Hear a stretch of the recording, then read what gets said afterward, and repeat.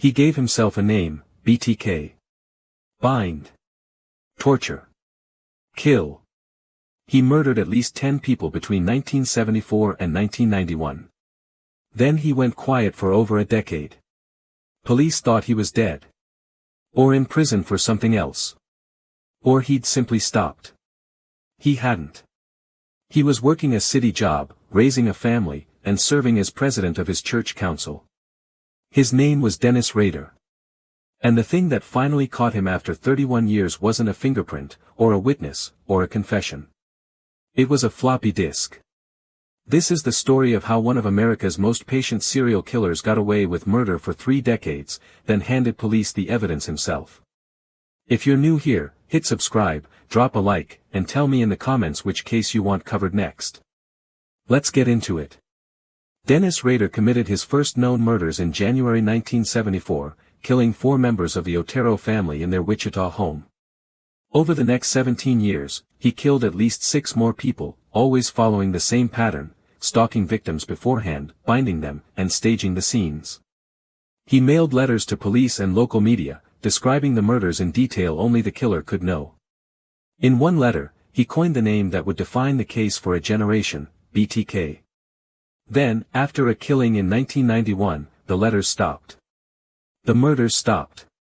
For over 10 years, the case went cold.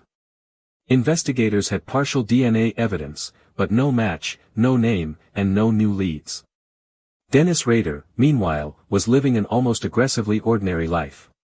He worked as a compliance officer for the city of Park City, Kansas, a job that literally involved enforcing local ordinances, including animal control.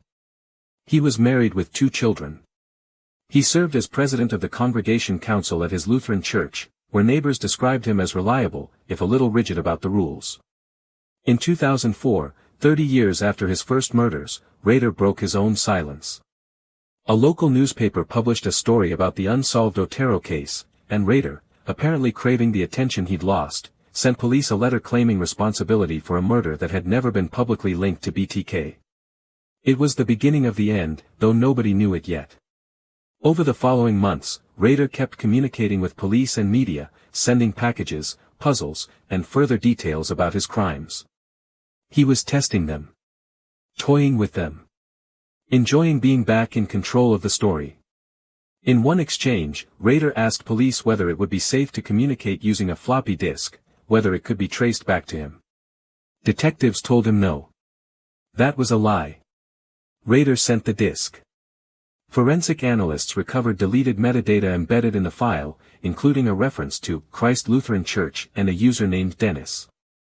Investigators cross-referenced that with church records and found Dennis Rader listed as council president. A discrete DNA sample, taken from a medical procedure involving his daughter years earlier, was compared to the decades-old crime scene evidence.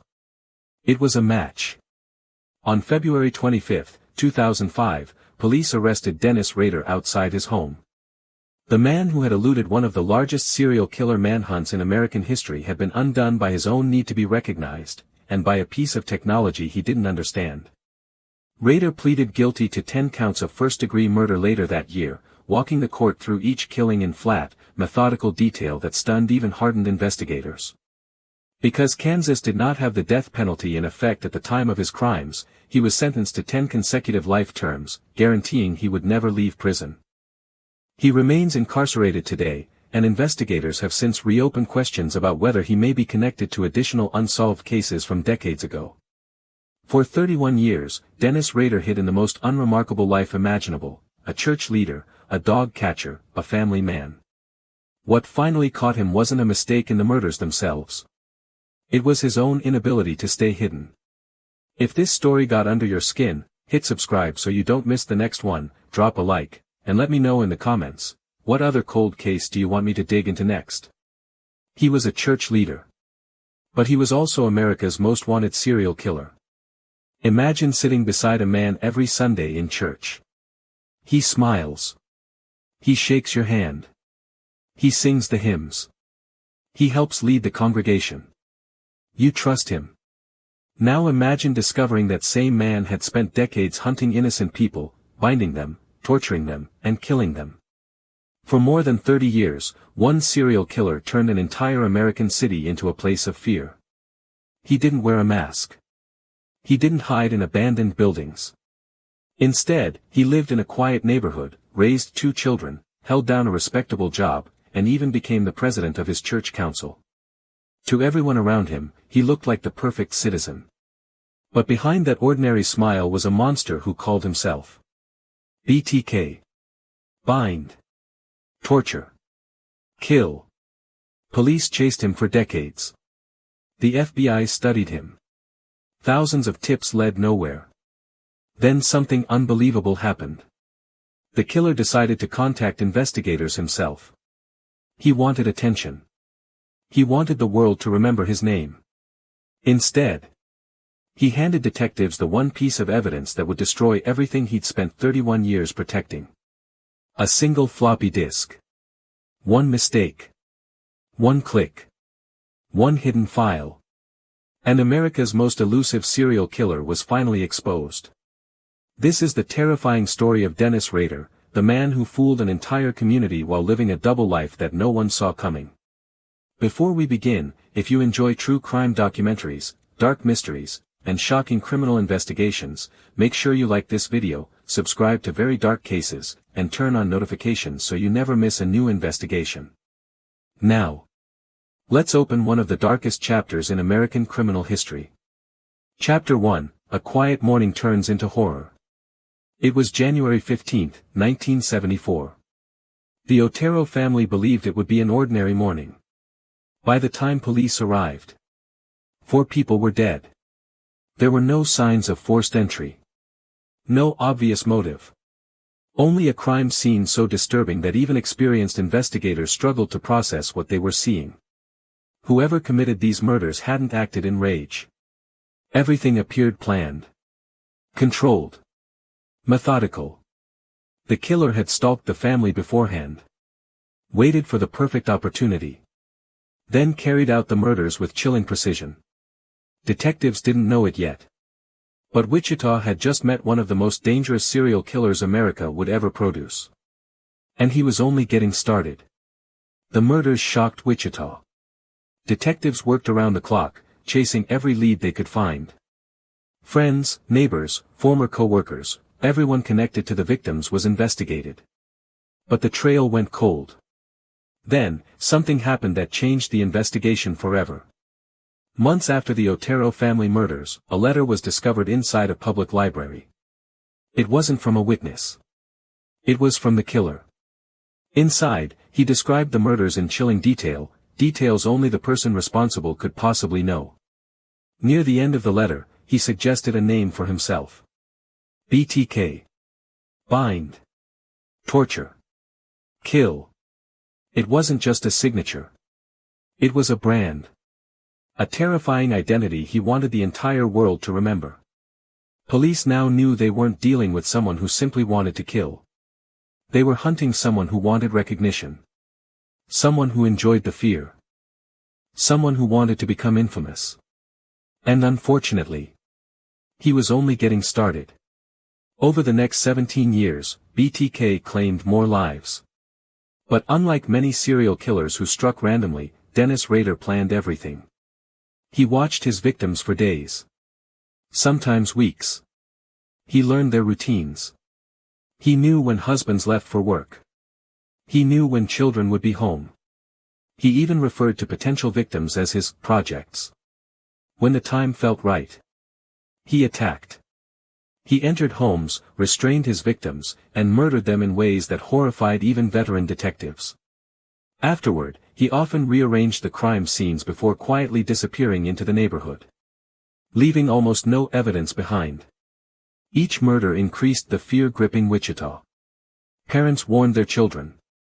Neighbors locked their doors. People looked suspiciously at strangers. No one realized the real monster blended in perfectly. Chapter 4, The Man Nobody Suspected. While police searched for a violent psychopath, Dennis Rader was building the perfect disguise. He was married. He had 2 children. He attended church every week. He served as president of his Lutheran church council. He worked as a compliance officer for Park City, Kansas, where his job involved enforcing local ordinances. To his neighbors, he wasn't frightening. He was strict, organized, sometimes difficult, but trustworthy. No one imagined that after leaving church on Sunday, he could be the same man responsible for one of America's longest-running serial murder investigations. For years, his secret remained exactly that. A secret. In 1991, BTK murdered his final known victim. Then, nothing. The murders stopped. The letters stopped. Months turned into years. Years became more than a decade. Investigators considered every possibility. Maybe he'd died. Maybe he'd moved away. Maybe he was already in prison for another crime. Some even wondered if BTK had simply decided to stop killing. No one knew.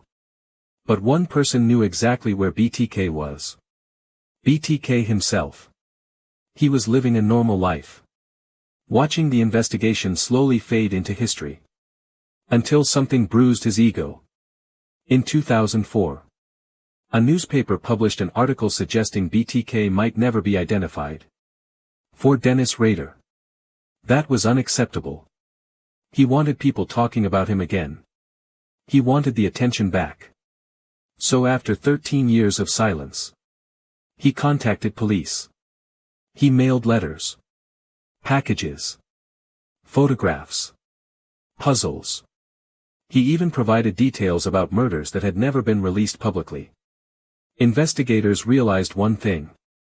BTK wasn't contacting them because he felt guilty. He was playing a game. And he believed he was winning. Then, he asked detectives a question. If I send you a floppy disk, can you trace it? Police answered. No. It wasn't true. They hoped his ego would convince him to believe them. And it worked. A few weeks later, the floppy disk arrived. To Dennis Rader, it was just another move in the game. But to investigators, it was exactly what they'd been waiting for. Digital forensic experts examined the disk. At first, nothing. Then, they recovered deleted information hidden inside the files. Metadata. One line stood out. Christ Lutheran Church. Another contained a user's name. Dennis. Detectives immediately searched church records. There it was. Dennis Rader. President of the church council. The man who had spent decades hiding in plain sight had unknowingly identified himself. But investigators still needed one final piece of evidence. DNA. Using a legally obtained sample connected to Rader's family, forensic scientists compared it with biological evidence preserved from the original crime scenes. After more than 30 years, the results came back. It was a match. On the morning of February 25, 2005, Dennis Rader climbed into his vehicle, believing it would be another ordinary day. He never made it far. Police surrounded him. He was pulled over without incident. As officers approached, Rader looked confused. Then he asked a question that stunned investigators. What's this about? One detective answered quietly. Dennis, we know. 31 years. 10 confirmed murders. Thousands of hours of investigation. Countless terrified families. It had all led to this moment. America's most elusive serial killer had finally been caught. Not because of a witness. Not because of a fingerprint. Not because someone recognized him. But because his own arrogance convinced him he was smarter than everyone else. And in the end, the man who desperately wanted his name remembered made one mistake. That ensured the world would never forget it. If you enjoyed this documentary and want more deep dives into history's darkest crimes, don't forget to like this video, subscribe to Very Dark Cases, and turn on notifications so you never miss a new investigation.